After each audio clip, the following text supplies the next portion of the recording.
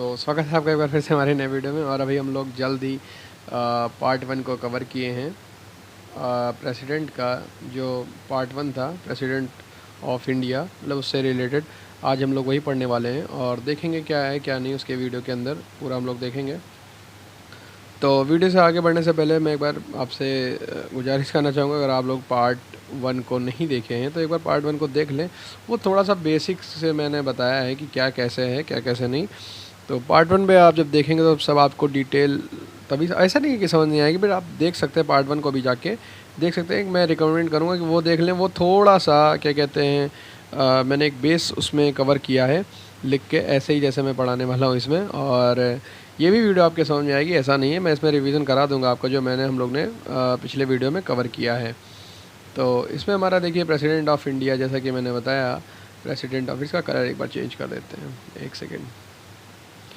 President of India, Bharat का राष्ट्रपति। ठीक है, भारत के राष्ट्रपति में हम लोग क्या पढ़ने वाले हैं एक बार देखते हैं। वैसे ही फंक्शन, पावर, टर्म, इम्पीचमेंट और इलेक्शन, ये हम लोग उस वीडियो में हम लोग ने बात किया था फर्स्ट, जिसमें जिन भाइयों ने हम लोग के फर्स्ट वीडियो देखी थी पॉलिटी की, प्रेसिडेंट ऑफ इंडिया, उनको बहुत ही अच्छे से ये टॉपिक क्लियर हो जाएगा, क्योंकि इसमें थोड़ी थोड़ी कुछ चीज़ें रिवीजन के लायक है जो मैंने नोट कर रखी इसमें। और मैं उसी से रिगार्ड आपको बताऊंगा कि हाँ क्या है फंक्शन, क्या है पावर, क्या है टर्म, क्या है इम्पीचमेंट और क्या ही है इलेक्शन ऑफ प्रेसिडेंट।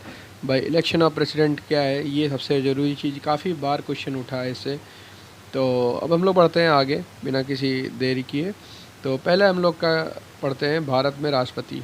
ठीक है, भारत में राष्ट्रपति भाई, तो इससे मतलब क्या है, तो भारत में राष्ट्रपति सर्वोच्च संविधान, कुछ मिस्टेक्स हैं, जैसे मैं अभी बता दूं आप लोगों को, कुछ मिस्टेक मतलब लिखते समय हो गई थी, तो इनको थोड़ा यार इग्नोर करते चलना। ठीक है, तो भारत में राष्ट्रपति प्रेसिडेंट सर्वोच्च संविधान पद होता है। ठीक है, संविधान के अनुसार राष्ट्रपति राज्य के प्रमुख यानी हेड ऑफ स्टेट होते हैं और भारत सशस्त्र बलों के सुप्रीम कमांडर, यानी जो supreme commander of the arm force हैं। ठीक है, यहाँ पे आर्म लिखा हुआ है, आर्म फोर्स भी होते हैं। ठीक है, कौन होता है भाई, ये प्रेसिडेंट होता है, ध्यान रखिएगा ये यहाँ पे।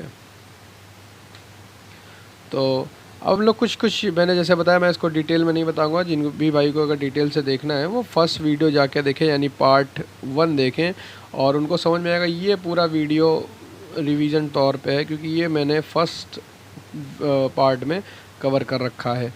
तो आर्टिकल 52 जैसे मैंने वहाँ पे डिटेल में बताया, तो मैं यहाँ पे केवल बता दूंगा कि आर्टिकल 52 कहता क्या है। कॉन्स्टिट्यूशन जो प्रोविज़न यानी संवैधानिक प्रावधान है, ये क्या है भाई, तो ये देखते हैं। तो आर्टिकल 52 जो है हमारा, वो भारत का एक राष्ट्रपति होगा। क्या कहता है भाई आर्टिकल 52, यानी अनुच्छेद जो 52 है हमारा 52, वो क्या कहता है, भारत का एक राष्ट्रपति होगा। आर्टिकल 53 क्या कहता है भाई, राष्ट्रपति भारत की कार्यवाही शक्ति का प्रावधान, यानी जो एक प्रमुख होगा, जो मैं कैसे बताऊँ आपको, जो आर्टिकल 53 है भाई, वो मैं फिर से बता दे रहा हूँ, पार्ट 1 को जाके देख लो, आपको सारी चीज़ें क्लियर हो जाएंगी वहाँ पे। मैं केवल यहाँ पे रिवीजन करा रहा हूँ ये। तो जो 53 है वो राष्ट्रपति, यानी जो 3 सेनाओं का कार्यकारी जो शक्तियाँ होती हैं उसका एक वो होगा, मतलब प्रावधान होगा। यहाँ पे लिखा नहीं, यहाँ पे कट चुका है आप। तो आप एक काम करिए, पार्ट 1 को देख लीजिए, ज़्यादा बेहतर रहेगा। मैं बार बार बोल रहा हूँ, तो कुछ उसके अंदर होगा नहीं अच्छी लगेगी तो आप उसको छोड़ के जा सकते हैं, बट एक बार कोशिश करिए, जाके एक बार देख लीजिए। तो अब हम लोग बढ़ते हैं आगे। आर्टिकल 54 यानी राष्ट्रपति का निर्वाचन, जो राष्ट्रपति है हमारा, कैसे भाई उसको चयन किया जाता है, ये आर्टिकल 54 में है। और उसके बाद हम लोग आ जाते हैं निर्वाचन की प्रक्रिया, भाई कैसे किस स्टेप से प्रेसिडेंट का निर्वाचन किया जाता है, ये आर्टिकल 55 बताता है हमारा। आर्टिकल 56 कार्यकाल है, यानी राष्ट्रपति का कार्यकाल भाई, तो कार्यकाल कैसे है ये 56 बताएगा। फिर उसके बाद हम लोग आ जाते हैं 57, यानी पुनर्निर्वाचन, री इलेक्शन का योगदान। ठीक है, की योग्यता क्या होती है, मतलब यहाँ पे योग्यता क्या होती है, री इलेक्शन की योग्यता, यानी कैसे एक बार कोई प्रेसिडेंट है मान लीजिए, तो उनको दोबारा, ठीक है, इलेक्शन कराने के लिए क्या क्या प्रक्रिया झेलनी पड़ेगी, वो 57 बताता है। आर्टिकल 58 हमारा क्या कहता है, राष्ट्रपति बनने की योग्यता। ठीक है, आर्टिकल 58 बताता है कि राष्ट्रपति जो है उसके लिए एलिजिबिलिटी क्या होनी चाहिए। ठीक है, तो आर्टिकल 61 हमारा क्या बताता है, राष्ट्रपति के महाभियोग की प्रक्रिया। ये सारी चीज़ें, ये जितने भी मैंने अभी ये संवैधानिक प्रावधान बताए हैं, ये पार्ट 1 में आपको देखने को मिलेगा। इसीलिए मैं चाहता तो इसको छोड़ सकता था, ये टॉपिक मैं ना पढ़ाता, पर मैंने कोशिश ये की है कि ये जो 52 से 61 मैंने आर्टिकल इतने बताए हैं, ये आपका रिवीजन हो जाएगा। सबसे बढ़िया बात ये है, और चाहते तो उसको वहीं पे छोड़ सकते थे, क्योंकि पार्ट 1 में मैंने पढ़ाया ही है, तो जब हमने पढ़ा दिया है तो क्या ही ज़रूरत है। तो कोई बात नहीं, अब हम लोग बढ़ते हैं नेक्स्ट टॉपिक की तरफ, जो है हमारा इलेक्शन ऑफ प्रेसिडेंट। ठीक है, इलेक्शन ऑफ प्रेसिडेंट यानी राष्ट्रपति का निर्वाचन। ये हमारा आर्टिकल 54 और 55 के अंदर। तो फिर से इस बार पढ़ लेते हैं हम लोग। राष्ट्रपति का चुनाव अप्रत्यक्ष चुनाव यानी इनडायरेक्ट इलेक्शन के माध्यम से होता है। ठीक है, यह चुनाव संविधान के अनुच्छेद 54 और 55 के अनुसार प्रोपोर्शनल रजिस्ट्रेशन, अनुपातित प्रतिनिधि और सिंगल ट्रांसफरेबल वोट यानी एसटीवी। एसटीवी को क्या कहते हैं एक बार देख लीजिएगा, यहाँ पे मैंने हिंदी में लिख रखा है, सिंगल ट्रांसफरेबल यानी एसटीवी प्रणाली के तहत होता है। ठीक है, यानी जो राष्ट्रपति का चुनाव है वो एसटीवी के माध्यम से होता है, यानी एसटीवी प्रणाली के माध्यम से होता है। इलेक्शन कॉलेज यानी निर्वाचन मंडल, एक बार पढ़ लेते हैं। इलेक्ट्रोनल कॉलेज, मैंने वहाँ पे भी गलती की थी, यहाँ पे भी मैंने गलती की, चलिए कोई बात नहीं।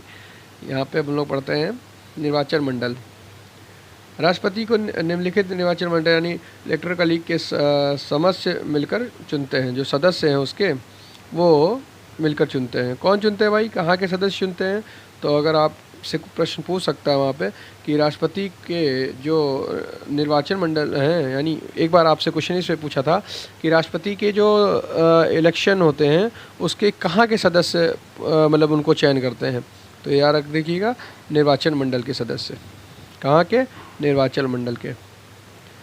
तो भैया निर्वाचन मंडल में आइए हम लोग पढ़ते हैं एक बार। लोकसभा और राज्यसभा के निर्वाचित सदस्य, सभी राज्यों के विधानसभा के निर्वाचित सदस्य और केंद्र शासित प्रदेश यानी दिल्ली और पुडुचेरी के विधानसभा निर्वाचित सदस्य।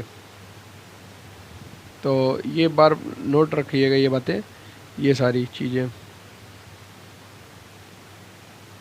कुछ इंपॉर्टेंट पॉइंट है उसके नीचे, यानी नामांकित समय यानी नॉमिनेटेड मेंबर राष्ट्रपति चुनाव में मतदान नहीं कर सकते हैं।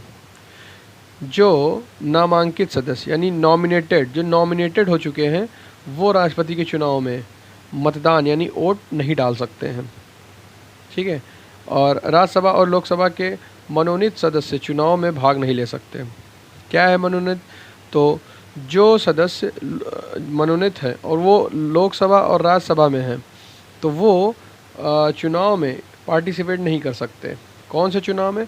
President of election of president में। ठीक है, तो उनके जो मनोनीत सदस्य हैं वो भाग नहीं ले सकते, याद रखिएगा। बढ़ते हम लोग आगे। क्वालिफिकेशन राष्ट्रपति बनने की योग्यता, यानी यहाँ क्वालिफिकेशन क्या चाहिए भाई? तो राष्ट्रपति बनने की योग्यता क्या है, वो कौन सा हमारे अनुच्छेद में, ध्यान रखिएगा, आर्टिकल 58। ध्यान रखिएगा, ये बहुत कई बार पूछा गया एग्ज़ाम में। तो आर्टिकल 58 हमारा क्या कहता है?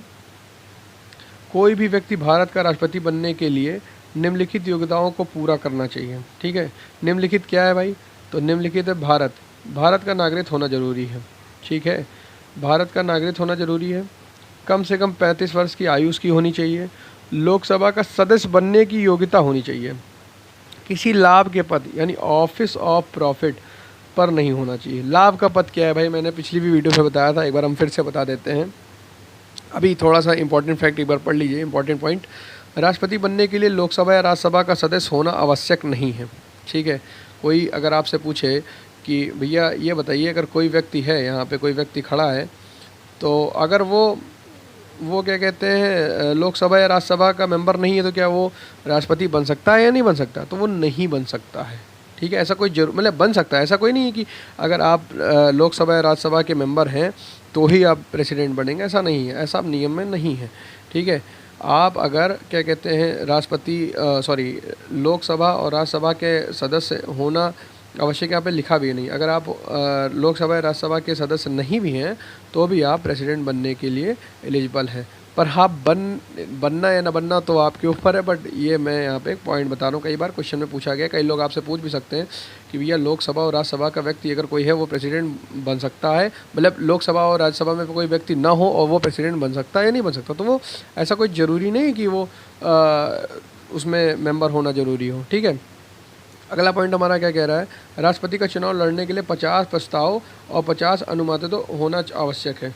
जो अनुमोदक हैं और वो 50 प्रस्तावक हैं, ये होना आपके पास अवश्य ज़रूरी है, अवश्य। ये पॉइंट याद रखिएगा। 50 से ज़्यादा भी हो सकता है बट 50 बहुत है, ठीक है। तो अगला पॉइंट हमारा है टर्म ऑफ प्रेसिडेंट, राष्ट्रपति का कार्यकाल। राष्ट्रपति का कार्यकाल कितने में है भाई, तो आर्टिकल 56 में है, ध्यान रखिएगा। राष्ट्रपति का कार्यकाल 5 वर्ष का होता है। जो राष्ट्रपति का कार्यकाल है वो 5 वर्ष का होता है, इसको ध्यान रखिएगा। तो बेसिक चीज़ें ये, राष्ट्रपति का कार्यकाल 5 वर्ष का होता है। राष्ट्रपति कार्यकाल समाप्त होने के बाद फिर से चुनाव लड़ सकते हैं।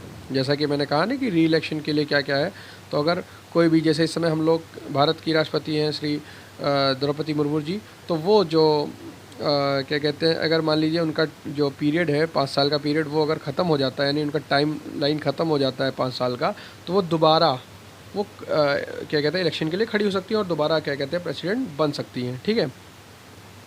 जैसा कि आप लोगों को पता ही होगा, नए राष्ट्रपति के चुनाव तक पद पर बने रह सकते हैं, ठीक है। यदि राष्ट्रपति का कार्यकाल समाप्त हो जाए और नया राष्ट्रपति न चुना गया हो, तो वर्तमान राष्ट्रपति तब तक पद पर बना रहेगा जब तक कि नया राष्ट्रपति का कार्यभार ग्रहण न कर ले, ठीक है। ये समझ में आ रहा है आप लोग को। कहने का मतलब ये, जैसे कि अभी हमारी श्री द्रौपदी मुर्मू जी हैं, मान लीजिए वो यहाँ पे हैं, उनका 5 साल का टाइमलाइन पूरा, यानी जो 5 साल का समय था वो ख़त्म हो चुका है, पर अभी तक कोई इलेक्शन में खड़ा नहीं हुआ या कोई भी राष्ट्रपति भारत का भी चुना नहीं गया है, तब तक वो ही देश का देखेंगी, देख रेख वो 5 साल के बाद भी वो करेंगी, जब तक करेंगी जब तक कि नया राष्ट्रपति कार्यकाल का ग्रहण नहीं कर ले, वो अपना पद ग्रहण न कर ले, तब तक के लिए। अगला टॉपिक हम लोग का निकल के आता है पावर ऑफ प्रेसिडेंट। भाई अगर भारत का राष्ट्रपति है तो उसकी शक्तियाँ क्या हैं, उसकी शक्तियाँ क्या हैं। तो राष्ट्रपति के पास विभिन्न प्रकार की शक्तियाँ होती हैं, जैसे कि एग्जीक्यूटिव पावर यानी कार्यकारी शक्तियाँ, वो किस में आती है भाई, आर्टिकल 53 में आती हैं। तो आर्टिकल 53, प्रधानमंत्री और मंत्रिपरिषद की नियुक्ति करते हैं राज्यपाल, अटॉर्नी जनरल, चीफ जस्टिस और अन्य न्यायाधीशों को नियुक्त करते हैं, ठीक है। तो भैया कौन कौन करते हैं, राज्यपाल करते हैं, अटॉर्नी जनरल करते हैं, चीफ जस्टिस ऑफ इंडिया करते हैं और अन्य न्यायाधीशों को नियुक्त करते हैं। सभी केंद्रीय प्रशासनिक मामलों के प्रमुख होते हैं। कौन होते हैं भाई, तो प्रेसिडेंट ऑफ इंडिया यानी भारत का राष्ट्रपति सभी केंद्रीय प्रशासनिक मामलों के प्रमुख होते हैं। संविधान के अनुच्छेद 356 में के तहत राष्ट्रपति शासन लगा सकता है। जो संविधान में हमारा 56 आर्टिकल है, उसके तहत राष्ट्रपति शासन लगा सकता है किसी भी चीज़ पे, ठीक है। अगला टॉपिक मतलब उसी का है पावर ऑफ प्रेसिडेंट का। तो उसकी पावर क्या है, तो अगली पावर है लेजिस्लेटिव पावर यानी विधायी शक्तियाँ। विधायी शक्तियाँ में क्या है भाई, तो आर्टिकल 58 और 111 जब आप पढ़ेंगे तो उसके अंतर्गत संसद की सत्र बुलाना, यानी जो संसद के अंदर सत्र बुलाते हैं, स्थगित करना है और भंग करना, ये तीनों उसी के हाथ में है। संसद की जो सत्र बुलाना, किसी को भी बुला सकता है सत्र में, और स्थगित करना, ठीक है। स्थगित भी कोई चीज़ को, जैसे कोई आज बैठी है तो उसको स्थगित कर सकती है, उसको भंग भी कर सकती है। कौन कर सकती है, तो भाई विधायी शक्तियाँ। विधायी शक्तियाँ किसके पास है, प्रेसिडेंट ऑफ इंडिया, ठीक है।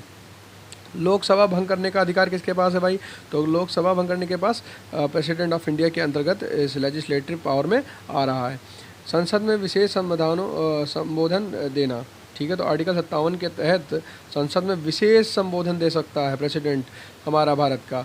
मनी बिल पर हस्ताक्षर करना आवश्यक होता है। ऑर्डिनेंस जारी करने का अधिकार आर्टिकल 123 के तहत ये प्रेसिडेंट ऑफ इंडिया कर सकता है। कुछ पॉइंट मैं आपको एक बार और नोट करा दूँ। यदि संसद सत्र में ना हो, ठीक है, संसद सत्र में ना हो तो राष्ट्रपति अध्यादेश ऑर्डिनेंस यानी जारी कर सकते हैं, जो कानून के समान होता है। यानी जो अगर संसद में सत्र में संसद नहीं है तो जो राष्ट्रपति है वो ऑर्डिनेंस यानी अध्यादेश जारी कर सकते हैं, ठीक है, जो कानून के समान है। अगला पॉइंट हमारे पास आता है निकल के जुडिशियल पावर, यानी न्यायिक शक्तियाँ जो आर्टिकल 72 के तहत है। आर्टिकल 72 क्या कहता है भाई, राष्ट्रपति के पास दंड माफ़ी, ठीक है, से जुड़ी शक्तियाँ होती हैं। जैसे कि आप अगर आप मान लें किसी को जैसे क्या कहते हैं फांसी की सज़ा हुई है और उसको कोई नहीं बचाएगा, ठीक है भाई फांसी, लेकिन अगर प्रेसिडेंट चाह ले तो उसके पास न्यायिक शक्तियाँ हैं, वो उसको फांसी की सज़ा से रिहा कर सकता है, बचा सकता है, उसको छुड़ा सकता है। ये आर्टिकल 72 कहता है राष्ट्रपति के पास दंड माफ़ी यानी पार्डन से जुड़ी शक्तियाँ होती हैं, ठीक है। पार्डन माफ़ी क्या होता है, एक बार आइए लगे हाथ ये भी देख लेते हैं। अपराध और सज़ा दोनों को पूरी तरह माफ़ कर देना, ये होता है पार्डन माफ़ी, यानी उसका अपराध भी माफ़ हो जाएगा और जो उसको सज़ा मिली है वो भी माफ़ हो जाएगा। जैसे कि उदाहरण के रूप में, एक सेकेंड,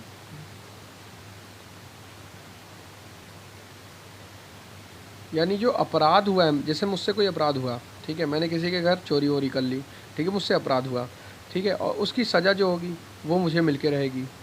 तो जो माफ़ी है यानी पार्डन है, वो क्या कहते हैं, मेरी अपराध को भी माफ़ी मिलेगी और सज़ा जो मिली है मुझे, उस सज़ा को भी माफ़ी मिलेगी। ये हमारी जुडिशियल पावर है जो कि आर्टिकल 72 के तहत मुझे प्रेसिडेंट द्वारा माफ़ी मिल सकती है, ठीक है। तो एक बार और कुछ इसमें टॉपिक हैं, जैसे कि कोई व्यक्ति दोषी पाया गया हो और उसे फांसी की सज़ा हुई हो तो राष्ट्रपति उसे पूरी तरह माफ़ कर सकता है, ठीक है। ये देखिए यहाँ पे लिखा हुआ है, हाईलाइट कर दिया मैंने, तो इसको पढ़िएगा ज़रूर। एक कॉम्यूटेशन यानी दंड का रूपांतरण, दंड का रूपांतरण क्या है भाई, तो इसको भी देखते हैं कलर चेंज करके एक बार। सज़ा को कम गंभीर सज़ा में बदल देना, ठीक है, ये होता है दंड का रूपांतरण, यानी जो रूपांतरण यानी रूप चेंज कर देना, हम लोग हिंदी में पढ़े हैं।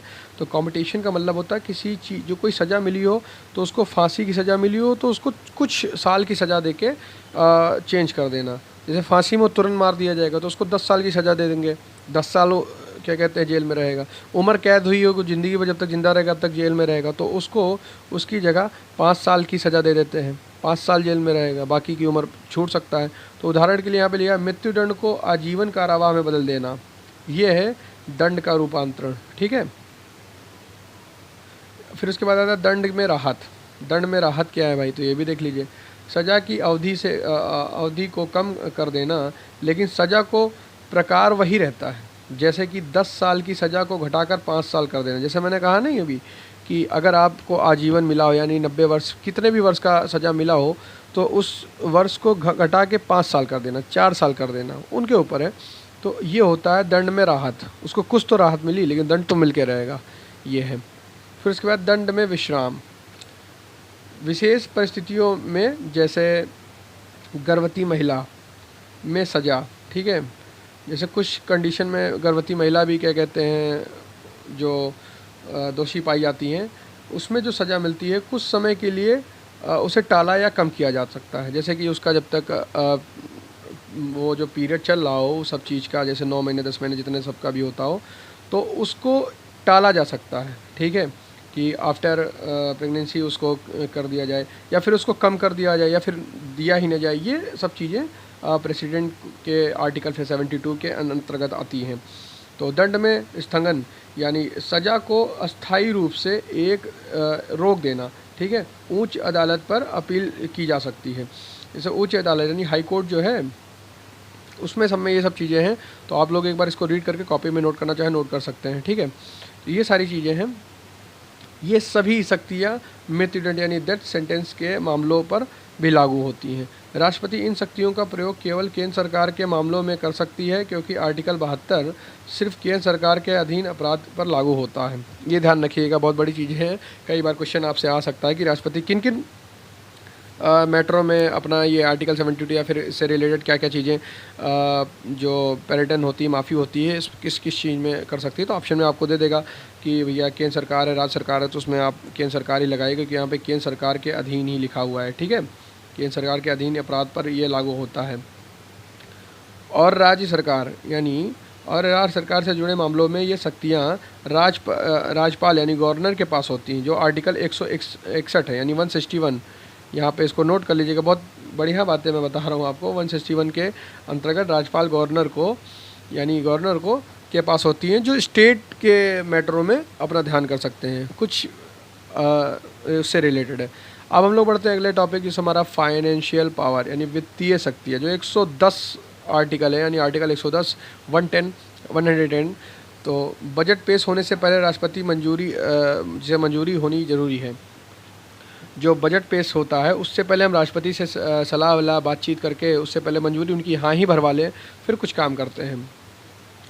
ठीक है। आपातकालीन निधि का नियंत्रण राष्ट्रपति के पास होता है। मनी बिल केवल राष्ट्रपति के सिफारिश पर संसद में पेश किया जा सकता है। बिना उनके सिफारिश या बिना उनके हाँ ही से हम लोग क्या कहते हैं मनी बिल संसद में पेश नहीं कर सकते हैं। कुछ इमरजेंसी पावर भी हैं, आपातकालीन शक्तियाँ। और आपातकालीन शक्तियाँ से मुझे एक बात ध्यान आ रही कि आपातकालीन हमारे भारत में हुई थी उस दौरान, तो उसके बारे में भी हम लोग बातचीत करेंगे। कभी वीडियो मौका मिला तो मैं उसके ऊपर वीडियो बनाऊंगा। ऐसा कि टॉपिक कुछ है उससे रिलेटेड तो मैं उसको वीडियो अपलोड करूंगा, तब आप देखिएगा। अभी हम लोग पढ़ते हैं इमरजेंसी पावर। राष्ट्रपति को 3 प्रकार की आपातकालीन शक्तियाँ प्राप्त हैं। पहली कौन सी है भाई? नेशनल इमरजेंसी यानी राष्ट्रीय आपातकाल, आर्टिकल 352 है हमारा। युद्ध बाहरी आक्रमण और आंतरिक विद्रोह के कारण लगाया जाता है। क्या लगाया जाता है भाई? तो राष्ट्रीय आपातकाल। संसद का कार्यकाल बढ़ाया जा सकता है। ठीक है, संसद का कार्यकाल मान लीजिए कुछ टाइम का हो, उससे थोड़ा सा बढ़ा भी सकते हैं। ये क्या कहते हैं इमरजेंसी पावर है। राज्यपाल आपातकाल यानी जो राज्यपाल बोल रहा हूँ मैं, राज्य आपातकाल जो प्रेसिडेंट्स रूल है उसको पढ़ते हैं। आर्टिकल 356 में है, जब किसी राज्य की सरकार संविधान के अनुसार कार्य नहीं करती है। जब किसी राज्य की सरकार संविधान के अनुसार कार्य नहीं करती है तब राष्ट्रपति शासन लगाया जा सकता है। जैसे कोई राज्य है, ठीक है, कोई राज्य है और वो संविधान के अनुसार यानी वो संविधान के अनुसार काम नहीं कर रही है, तो उस पर राष्ट्रपति शासन लगाया जा सकता है। वीडियो क्रैश हो गई थी तो वीडियो को हम फिर से स्टार्ट करना पड़ा है। तो अभी तक हम लोग ने पढ़ा यहाँ पे राज्य आपातकाल यानी प्रेसिडेंट ऑफ इरेजर लगा हुआ है। तो हम लोग ने अभी पढ़ा राज्य आपातकाल प्रेसिडेंट्स रूल यानी कुछ ऐसे से रिलेटेड 356। अब हम लोग पढ़ते हैं वित्तीय आपातकाल यानी फाइनेंशियल इमरजेंसी, आर्टिकल 360 के अंतर्गत आता है। यानी यदि देश का जो वित्तीय सिस्टम है वो खतरे में पड़ जाए तो ये लागू किया जा सकता है। कौन लागू करेगा? प्रेसिडेंट। सरकारी वेतन घटाना या बढ़ाना जो भी उससे रिलेटेड हो वो कौन करेगा? तो भैया कौन करेगा? प्रेसिडेंट करेगा। कुछ इम्पीचमेंट ऑफ द प्रेसिडेंट है उससे रिलेटेड, राष्ट्रपति की महाभियोग क्या है? तो आर्टिकल 61 के रिलेटेड जो हमने अभी बात की थी वही इसमें से रिलेटेड है। यदि राष्ट्रपति संविधान का उल्लंघन करता है तो उन्हें महाभियोग यानी इम्पीचमेंट जो होता है द्वारा हटाया जा सकता है। इम्पीचमेंट से हटाया जा सकता है, महाभियोग के द्वारा हटाया जा सकता है। प्रक्रिया क्या है भाई? तो लोकसभा या राज्यसभा में आरोप प्रस्ताव पेश होता है। ठीक है भाई, उन पे आरोप भी लगता है। कोई ऐसा नहीं है कि सारे लोग अच्छे होते तो सारे लोग बुरे भी होते हैं, वो सब अपना अपना पॉइंट ऑफ व्यू है। तो यहाँ पे जो मैं लिखा है मैं बता रहा हूँ, लोकसभा या राज्यसभा में आरोप प्रस्ताव पेश किया जाता है, उसी के माध्यम से देखा जाता है। दोनों सदस्यों में 2/3 यानी 2/3 बहुमत से पारित होना चाहिए। यदि आरोप सिद्ध हो जाता है तो राष्ट्रपति पद से हटाया जा सकता है या हटा दिया जाता है। तो ये कुछ मैटर है, जैसे यहाँ प्रस्ताव पेश होता है, 2/3 बहुमत से पारित होना चाहिए सारी चीज़ें, तभी प्रस्ताव पेश होगा। और अगर आरोप सिद्ध हो जाए तो उसे हटा दिया जाएगा। ठीक है, कोई आपसे पूछ ले, मौखिक से ही पूछ ले भाई, कि चलते चलते आपसे कोई पूछे भैया राष्ट्रपति का महाभियोग क्या कहता है, तो आपसे ये ना पूछे, आपसे यही पूछे कि भाई राष्ट्रपति अगर गलती कर रहा है तो उसे कैसे हटाया जाएगा।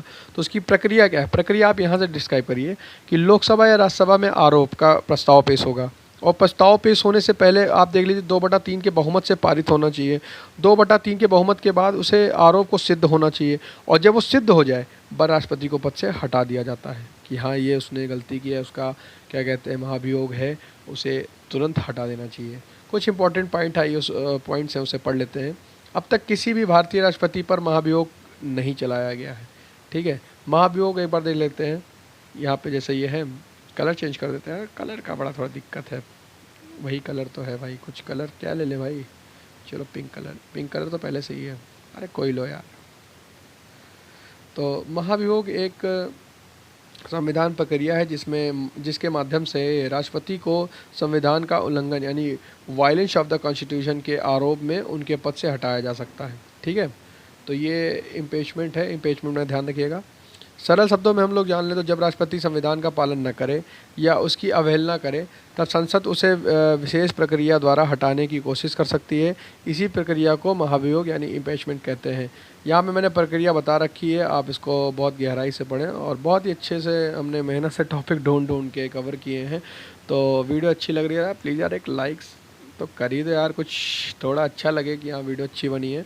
चलिए अब हम लोग पढ़ लेते हैं एक आखिरी टॉपिक हमारा, जो यह प्रक्रिया आर्टिकल 61 की दी गई है और अब तक किसी भी राष्ट्रपति पर लागू नहीं किया गया। ये ध्यान रखिएगा, भारत में अभी भी ऐसा कोई राष्ट्रपति नहीं आए हैं जो क्या कहते हैं उन पे एक वायलेंस लगाया गया हो या कि उन्होंने उल्लंघन किया है या फिर उन्हें महाभियोग से हटाया गया, ऐसा भी कोई नहीं आया है। ठीक है, तो अब हम लोग ये पूरा टॉपिक कवर कर चुके हैं। इसके बाद अब मिलते हैं नेक्स्ट वीडियो में, तब तक के लिए बाय बाय। मैं आपसे एक रिक्वेस्ट करूँगा, वीडियो अच्छी लगी तो प्लीज़ यार लाइक करना और चैनल पे नया ही चैनल तो प्लीज़ उसको सब्सक्राइब करो और पूरा सपोर्ट करो, प्यार दिखाओ अपना।